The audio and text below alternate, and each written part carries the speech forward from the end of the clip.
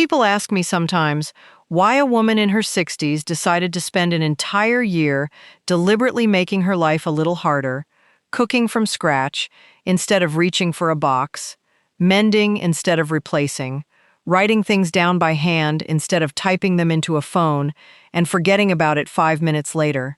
And the honest answer is that it didn't feel harder at all, not after the first few weeks had passed. It felt like something had been quietly missing, that I hadn't even noticed was gone until I went looking for it again. This is the story of why I actually did it, what changed along the way, and what it ended up saving me, in every sense of that word, not just the one you can write down on a receipt. It started with a single afternoon, nothing dramatic about it on the surface, nothing that would have looked like the beginning of anything to anyone watching. I was standing in my kitchen holding a receipt from a fairly ordinary grocery trip, the kind I'd taken 1,000 times before without a second thought, unloading bags onto the counter the way I always did, and the total simply didn't match what I remembered buying, or what I felt like I should have been buying for that amount of money. Not because anything had gone wrong exactly, nothing dramatic or sudden. Prices had just quietly climbed, the way they do, a little at a time, week after week, until one ordinary Tuesday you're standing there holding a piece of paper that finally makes you sit down at the kitchen table and actually think about it properly, for the first time in years. I thought about my grandmother that afternoon, the way you think about someone you haven't consciously thought about in a while, and then suddenly can't stop thinking about, memories arriving in no particular order once the door's been opened. She ran a household through genuinely hard years, real scarcity, real uncertainty about whether there'd be enough to go around from one week to the next, and somehow her kitchen never felt like a place of anxiety to me as a child sitting at her table. It felt like a place of quiet, settled competence. She simply knew what to do with what she had, every single day, without ever seeming to strain over it or make a production of it in front of anyone. I wanted to know, sitting there with that receipt in my hand, whether I still remembered any of what she'd taught me all those years ago, or whether it had all quietly slipped away, somewhere over the past 40 years of convenience, replaced by habits I'd never consciously chosen at all. So I started small, the way you have to start anything that's actually going to stick around longer than a few enthusiastic weeks.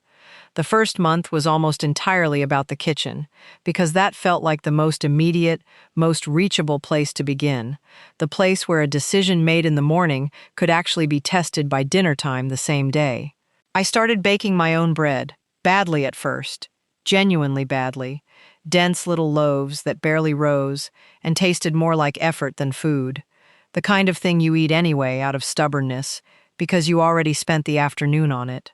But by the third or fourth attempt, something clicked. Some small adjustment to timing or temperature I couldn't fully explain even now, and I realized I was making something for 40 cents that used to cost me $5 or $6 at the store, and it tasted better besides. Warm and real in a way nothing from a plastic bag ever quite manages to be.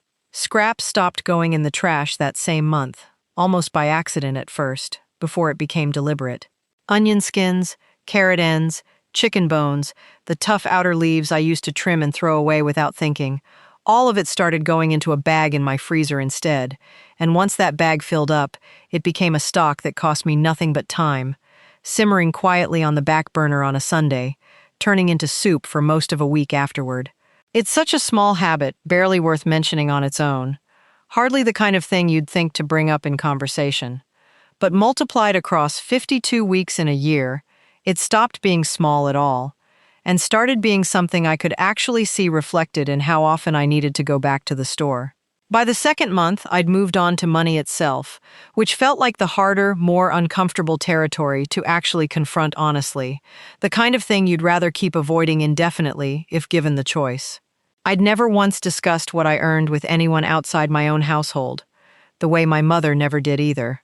But I also, if I'm honest, hadn't ever really sat down and mapped out where it all actually went each month, letting it simply flow out through a dozen different cards and automatic payments I'd stopped paying close attention to years ago. I started an envelope system, exactly the way households used to run in my grandmother's day, cash divided into groceries, utilities, savings, each one physically separate from the others, sitting in a small tin box on a shelf in my closet. Once an envelope emptied, spending in that category simply stopped until the next month began. No exceptions made for myself, no quiet borrowing from one envelope to cover another. It's a blunt tool, almost embarrassingly simple when I describe it out loud. It's also nearly impossible to argue your way around once the cash itself is physically gone, which turned out to be exactly the point of the whole exercise. I gave up buying things on credit that same month, or at least I gave up buying things I couldn't have paid for in cash that same day if I'd wanted to, no matter how tempting the alternative looked in the moment. A few purchases waited longer than I would have liked, longer than felt comfortable at first. A new chair I'd been eyeing for the living room sat on a mental list for nearly 3 months before I finally had the full amount saved and could walk in and simply pay for it outright. No interest ever attached to it. No bill arriving later in the mail to remind me I was still paying for the excitement I'd already spent, and mostly forgotten by then. It's worth pausing here for a second because this is the part that surprised me more than any single habit did on its own, more than any dollar figure I could point to. I expected all of this to be about saving money, and it was, genuinely, in ways I'll get to in a moment. But somewhere around month 3, I noticed something else happening that I hadn't anticipated at all going into this. I was less anxious. Not dramatically, not in some sweeping way I could point to and explain easily to someone asking me about it. Quietly, steadily less anxious about money in general, in the background of ordinary days, because for the first time in years I actually knew, with total certainty, exactly where every dollar was going and exactly how much was left before the month ran out. Uncertainty, it turns out, had been doing more damage to my peace of mind than any actual shortage of money ever was, and I'd never once separated those two things from each other until this whole exercise forced me to. I won't pretend it was all smooth going either, because it genuinely wasn't, and I don't think it's honest to tell you otherwise. There was a week in month 4 when everything felt like too much at once, 3 separate things breaking down in the house within a few days of each other, and I remember standing in the kitchen seriously considering just giving the whole thing up and going back to the way things were, ordering something for dinner and calling it a day. My husband, gently, reminded me it had only been 4 months, and that my grandmother, presumably, hadn't gotten everything right on her very first attempt at any of it either. So I kept going, mostly out of stubbornness that week more than any real conviction, and I'm glad now that I did, because the habits that felt hardest to hold on to in that particular week are, almost without exception, the ones that ended up mattering the most by the time the year was over. Household habits came next, once the kitchen and the money had both started to feel less like conscious effort and more like simply how things were done now, without my having to remind myself each morning. I went back to making my own cleaning supplies, vinegar and baking soda handling almost everything under my sink that I used to buy a dozen different specialized bottles for, each one promising something slightly different that mostly did the exact same thing anyway. I started keeping a real sewing kit again, out on the counter rather than buried in a drawer somewhere I'd have to go searching for, and a torn hem stopped meaning a trip to buy something new, and started meaning 10 quiet minutes at the kitchen table instead. The way it always should have, needle and thread in hand while something simmered on the stove nearby. I started writing actual letters again, too. Real ones, on paper, sealed in envelopes with a stamp pressed into the corner, the same way my grandmother always did it.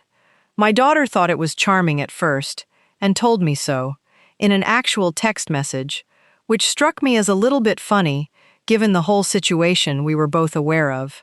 But she's kept every single one I've sent her since, she told me later, in a drawer by her bed, tied loosely with a bit of ribbon, which is more than either of us can honestly say about a text message that scrolls by and disappears within the hour, gone the moment the next one arrives to bury it completely. By the 6th month, I'd started keeping a garden, a modest one, tomatoes and beans and a few herbs along the back fence, nothing ambitious or particularly impressive to look at from the street. It never replaced a full grocery trip, not even close, and I want to be honest about that rather than overstating it. But week after week, all through the summer, it meaningfully cut into one, and there's a particular satisfaction, one I'd genuinely forgotten about, in serving a meal where at least one thing on the plate you grew yourself, watched from a seedling in a paper cup on the windowsill to something you could actually cut up and eat at your own table. Sunday changed too, somewhere around that same point in the year, once the rhythm of everything else had started to settle into place on its own. I started genuinely resting on it. No errands, no chores I could reasonably put off until Monday instead. Just a full day set aside on purpose, the way it used to be for nearly everyone, without anyone having to explain why.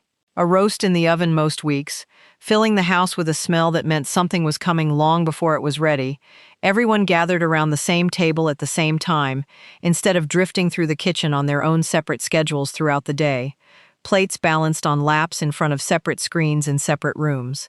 By the time a full year had actually passed, I sat down again with a notepad, the same way I had at the very start of all this, and did the math properly and honestly, without rounding anything in my own favor, to make the final number look more impressive than it actually was. Between the groceries, the mending, the homemade cleaning supplies, the garden, and simply not buying things on credit anymore, I genuinely saved thousands of dollars over the course of that year. Not an exaggeration for the sake of a good video, not a number I stretched to make a better headline out of.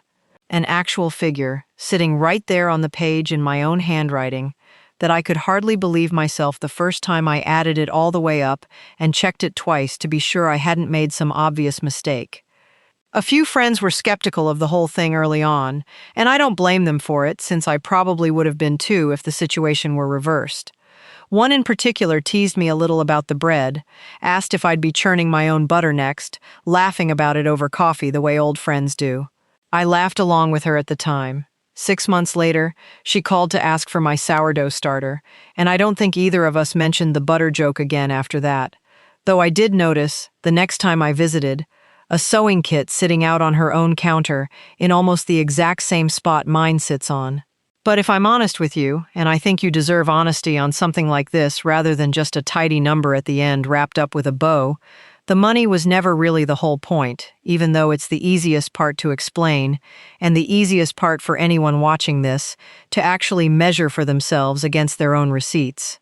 The bigger change was quieter than that, harder to put a dollar figure on no matter how carefully you tried. I felt more capable by the end of that year than I had in a very long time. Genuinely capable, the way you feel when you realize you can fix something, make something, mend something, entirely with your own two hands, without needing to hand the problem over to someone else and simply pay whatever they happen to ask for it. I think about my grandmother often these days, more than I used to before any of this started, before that one afternoon with the receipt. I don't think she ever once sat down and called what she was doing a system, or a method, or anything with a name attached to it at all, the way we're so quick to label everything now. It was simply how a household ran, day after day, quietly, without ceremony. And somewhere across the following decades, an entire generation, mine included, quietly let most of it go, one small convenience at a time, without ever quite noticing what we were trading away for it in the process, or stopping to ask if the trade was actually a fair one. I'm not telling you to go back to 1955 entirely, and I don't think that's realistic or even particularly desirable for most of us watching this together right now, myself included on plenty of days. But I do think there's something worth taking seriously in the idea that an earlier generation solved a lot of the exact same problems we're still quietly struggling with today, without much fanfare, without a name for any of it, using nothing more than patience, a few basic skills passed down at a kitchen table from one pair of hands to another, and a genuine unwillingness to waste what they already had sitting right in front of them the whole time, whether that was food, or money, or simply an ordinary Sunday afternoon. If you've made any changes like these yourself, even small ones you'd hardly think to mention, I'd love to hear about them down in the comments. And if you haven't yet, it might be worth picking just one thing from everything I've talked about here today and trying it for a single week, just to see, quietly and without any pressure, what actually happens when you do.